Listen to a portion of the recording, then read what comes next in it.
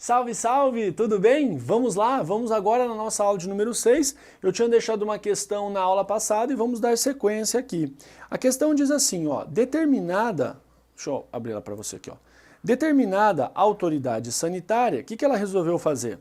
Após apurar uma infração, então, ó, nós temos uma autoridade sanitária, nós temos a figura do agente público, do Estado. Tem uma infração.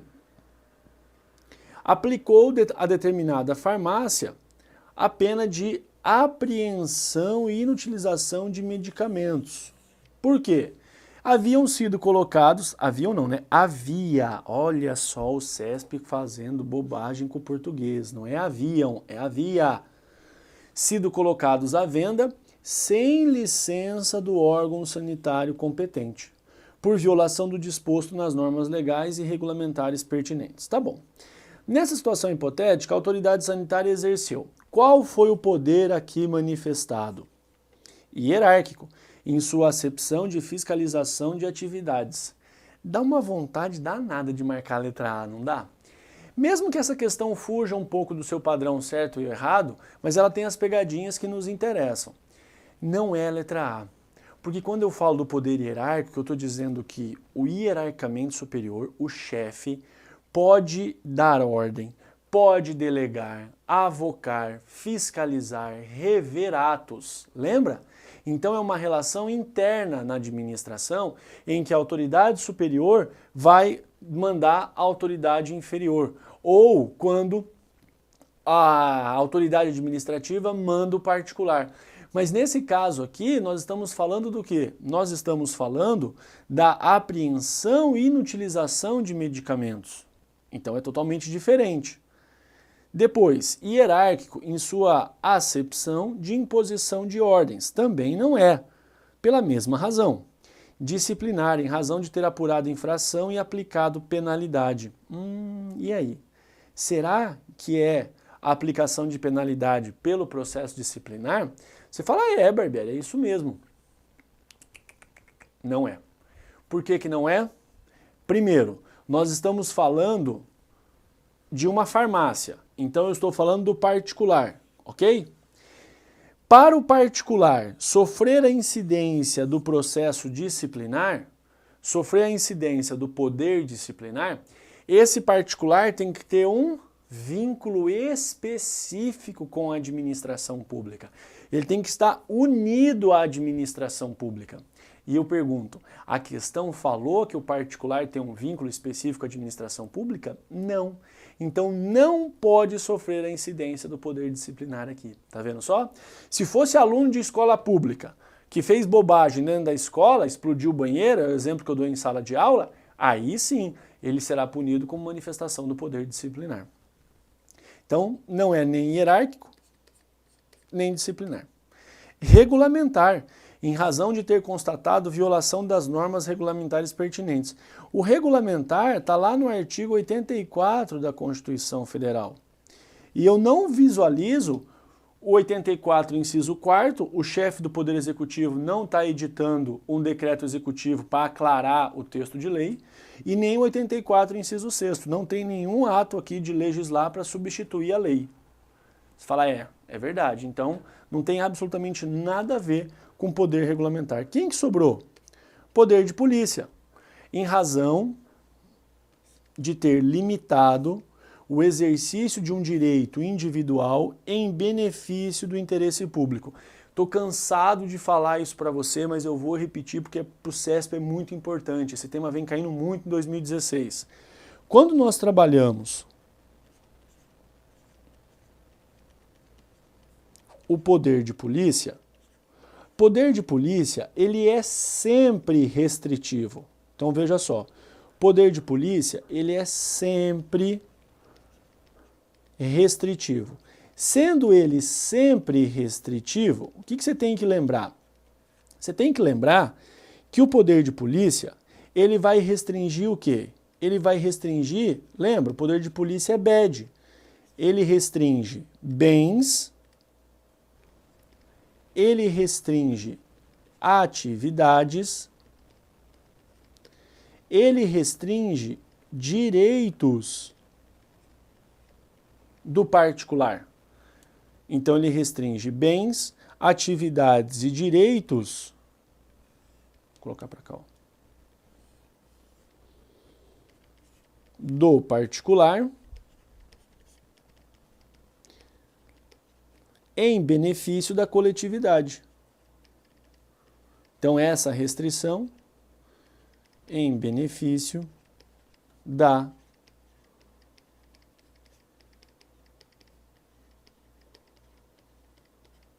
coletividade. Entendeu? Então não esqueça disso, pelo amor de Deus. Por exclusão, nós acertaríamos. E também, lembrando do conceito ainda, né, aí a gente acerta tendo certeza, melhor ainda. Letra E. Ah, eu tive uma aluna que ela me fez uma pergunta, ela depois até disse, ó, professora, é meu primeiro concurso, e a princípio ela teve uma ideia muito boa. Ela falou assim, professor, então só a resposta aqui dessa questão, letra E, beleza. Ela disse assim, professor, eu não sei nada de direito administrativo. Nada. Absolutamente nada. E vou muito mal em informática. Eu falei, olha, informática o Ricardo Beck, o professor Beck, lhe resolve a vida, e em administrativo eu lhe resolvo a vida. Ela falou, professor, mas não é por nada, eu não consigo aprender administrativo. Eu falei, mas já foi minha aluna? Não. Eu falei, então você vai aprender. Ela falou, não, professor, não é isso, não é essa a minha dúvida. Eu falei, uai, diabo, né? Qual que é a dúvida? Eu falei, então diga, qual que é a sua dúvida? Ela falou, no CESP não é certo e errado? Eu falei, é. Ela falou, então eu posso não marcar as questões que eu não tenho certeza. Eu falei, pode, claro. Ela falou, bom, então sendo assim, eu vou pular as questões de administrativo e vou pular as questões de informática. Eu falei, poder fazer isso você pode. Ela falou, então ótimo. Eu falei, só que tem um problema, né? Você não vai passar no concurso. Ela falou, por que eu não vou passar? Por uma razão muito simples. Você tem mais de 1 milhão de inscritos. Se você abre mão de 5, 6, 7, 8, 10 questões, é óbvio que aquele pessoal que está fazendo a prova junto com você, eles não vão abrir mão dessas questões, eles estão preparados. Uma parte, pelo menos, estará preparada. E aí a tua pontuação não vai atingir o mínimo para aprovação. Aí ela ficou meio desanimadinha assim, né? Eu falei, olha, é isso mesmo. Ao mesmo tempo que no CESP você não pode sair chutando tudo, porque se você errar, você sabe que você vai ter desconto, você também não pode deixar tudo na coluna do meio ali, nem certo nem errado, porque daí você não vai pontuar coisa nenhuma. Então, cuidado e sabedoria. Por isso que eu estou dizendo para você. Eu estou pensando aqui questões com lupa para te mostrar qual é a maior probabilidade de cobrança. Você vai gabaritar direito administrativo, você vai gabaritar regime jurídico, você vai gabaritar ética. Por favor, tá bom? Vamos juntos. Outra questão também que foge do contexto certo ou errado, mas é uma questão bacana porque ela tem várias pegadinhas. Diz assim, se determinado agente de uma sociedade de economia mista estadual, então nós temos aqui uma sociedade de economia mista. Voltamos a questões de caso concreto que o CESP vem cobrando. Concessionária do serviço de energia elétrica. Causar, durante a prestação do serviço, dano à residência de um particular. Então vamos aqui colocar o resuminho. Eu tenho uma sociedade de economia mista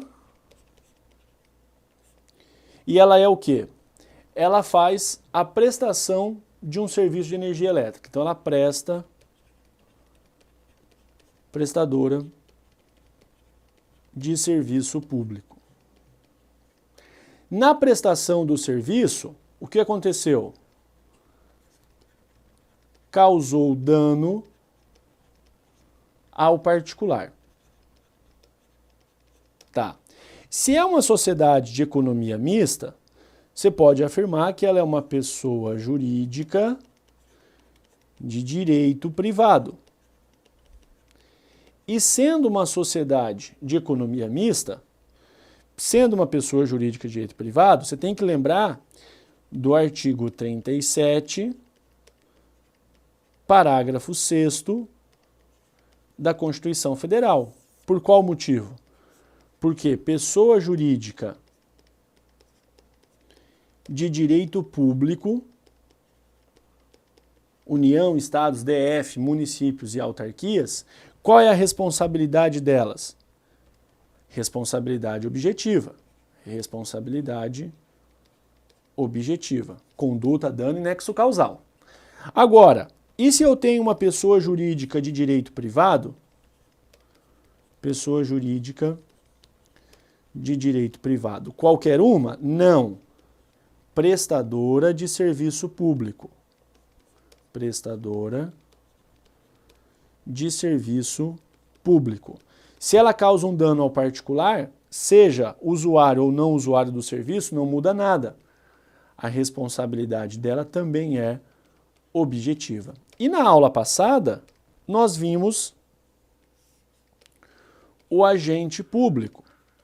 A responsabilidade do agente público é sempre o quê? É sempre uma responsabilidade subjetiva. Agora, com estes dados aqui, e eu vou lhe dar aqui uma dica. Questão de caso concreto, vale a pena você fazer ali um resuminho, rabisca a questão do lado e depois você volta para ler as alternativas. Então vamos lá. A concessionária responderá objetivamente, responsabilidade objetiva. Letra B. A concessionária de serviço público poderá responder pelo dano causado ao particular, independentemente da comprovação de culpa ou dolo do agente. Estranho. C. Haverá responsabilidade subjetiva do Estado federado, caso a concessionária de serviço público não tenha condições de reparar o prejuízo causado. D. Será excluída a responsabilidade da concessionária do Estado federado, caso o particular tenha concorrido para a ocorrência do dano. E E. A concessionária não responderá pelo dano por não possuir personalidade jurídica de direito público. A E você já pode tirar. Que não tem nada a ver. Tá. Agora, o que sobra pra gente? Sobra A, B, C e ainda a letra D. Vamos por etapas. Então diz assim, A. A concessionária responde objetivamente. Verdadeiro. De acordo com a teoria do risco integral. Não, não é risco integral. É risco administrativo. Lembra? O risco administrativo é aquele que traz a possibilidade das excludentes. O que é uma excludente? É um comportamento humano ou uma situação de fato que, quando estiver presente, afasta a responsabilidade. Quais são as excludentes no risco administrativo? Culpa exclusiva da vítima, força maior e ainda o fato, a culpa de terceiro. Perfeito. Então, A também está fora. D. Será excluída a responsabilidade da concessionária do Estado federado caso o particular tenha concorrido para a ocorrência do dano. Qual que é a pegadinha aqui, ó? O particular concorreu. Como assim? Uma coisa é o particular ter culpa exclusiva, ou seja, o dano só aconteceu por culpa exclusiva minha particular. Aí afasta a responsabilidade do Estado, afasta a responsabilidade da concessionária que presta um serviço público. Outro caso é a culpa concorrente. O que é a culpa concorrente? O Estado contribuiu uma parte e a vítima contribuiu a outra parte, ou seja, eles concorreram, eles colaboraram para o dano. Aí cada uma arca com uma percentual, tá? Com uma parcela da indenização. E aqui a culpa concorrente não afasta a responsabilidade do Estado. Quem afasta a responsabilidade do Estado é a culpa exclusiva. Então, concorrente não adianta, é culpa exclusiva. C. Haverá responsabilidade subjetiva do Estado federado caso a concessionária de serviço público não tenha condições de reparar. Não é subjetiva, é responsabilidade subsidiária. Como assim? Pode anotar aqui, ó. Existe responsabilidade do Estado nesse contexto? Existe, mas a responsabilidade do Estado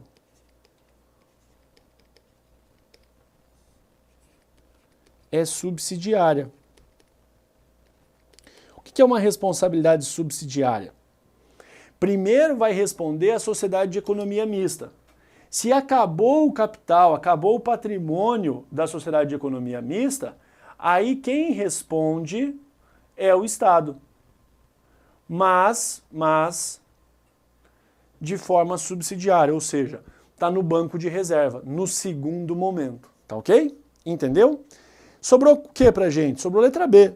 a concessionária de serviço público poderá responder pelo dano causado ao particular, independentemente da comprovação de dolo, de culpa ou dolo do agente. Isso mesmo, porque a concessionária, ela responde de forma objetiva.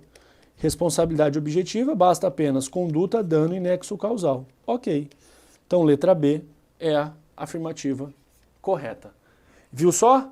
Esse tipo de pegadinha, o CESP colocou A, B, C, D e E, né? Mas na prova ele pode dar o mesmo caso e com base nesse caso colocar lá 2, 3 afirmativas com certo e errado. Mesma coisa. Então esteja preparado para isso. Às vezes um caso concreto, o CESP vai retirar lá umas 2 ou 3 afirmativas para você.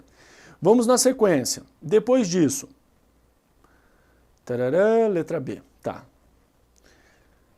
Determinada autoridade administrativa deixou de anular ato administrativo ilegal do qual decorriam efeitos favoráveis para seu destinatário, em razão de ter decorrido mais de 5 anos desde a prática do ato praticado de boa fé. Ah, então ó, é o artigo 54 de novo, viu como ele está caindo bastante?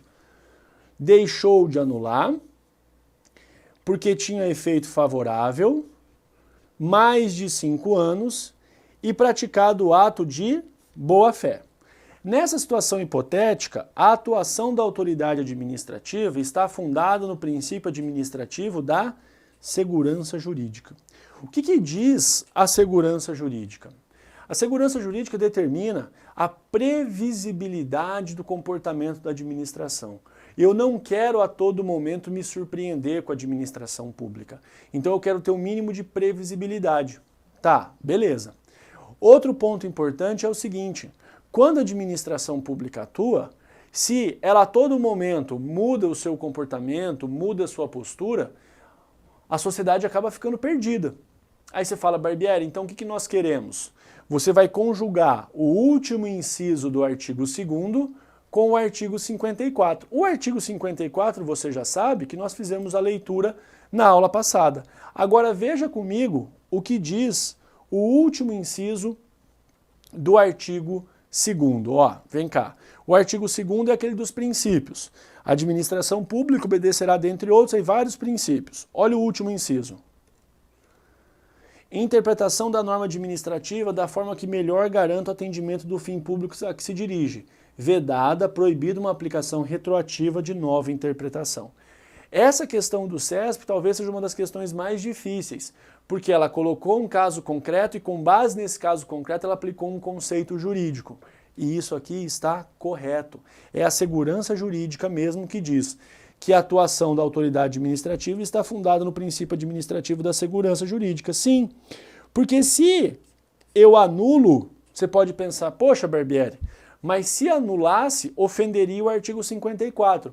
Ofendendo o artigo 54, ofere a lei. Então seria ofensa ao princípio da legalidade. Qual que é o detalhe? O princípio da legalidade na administração pública é diferente.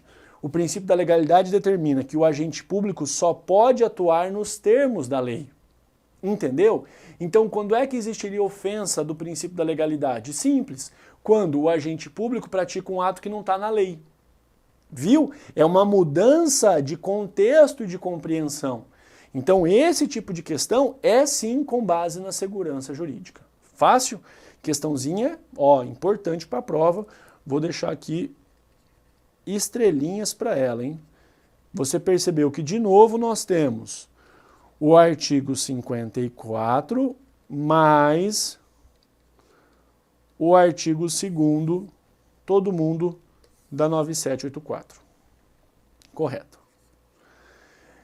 O regime jurídico administrativo caracteriza-se pelas prerrogativas e sujeições que se submetem à administração pública.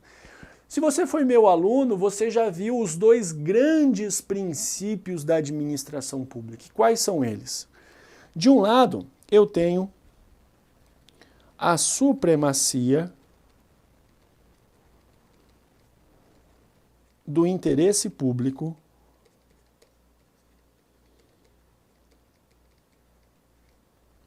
sobre o particular.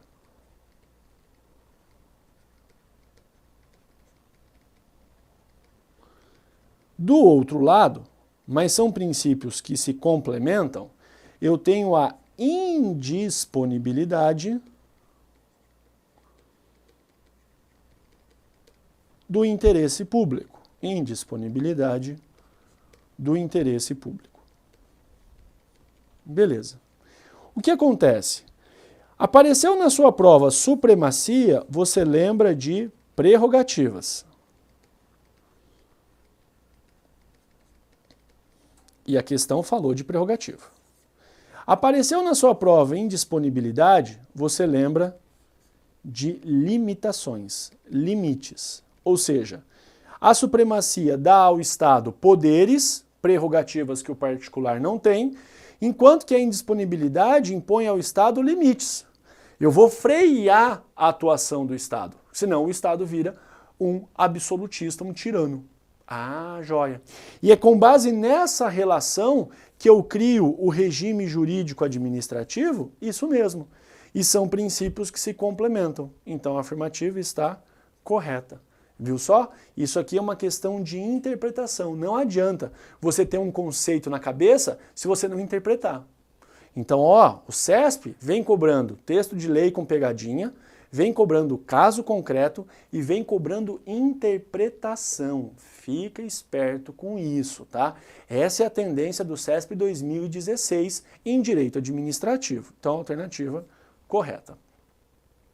Ó o Teobaldo, vamos lá, vamos ver o que aconteceu com o Teobaldo. Teobaldo, servidor público federal, né? O Teobaldo não é servidor público do federal, deixa eu corrigir aqui já. O Teobaldo, ele é um servidor público federal. Pronto, Teobaldo, agora tá bonito. Adquiriu estabilidade. Vamos fazer a nossa colinha aqui, ó. Então a estabilidade do Teobaldo foi dia 27 de janeiro de 2012. Em novembro de 2012, ele foi nomeado para o cargo de técnico judiciário no TRE Piauí. Então ele é técnico judiciário em novembro de 2012. Dentro do prazo legal, Teobaldo tomou posse e entrou em exercício em seu novo cargo. Após solicitar vacância por posse em outro cargo inacumulável. Então, ele tomou posse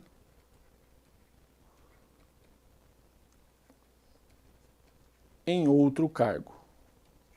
Só que esse cargo é inacumulável com o primeiro, então ele teve que vagar um deles.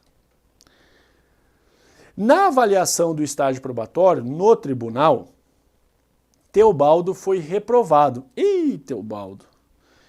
Então, ó, ele já era estável, ele era estável já em 2012.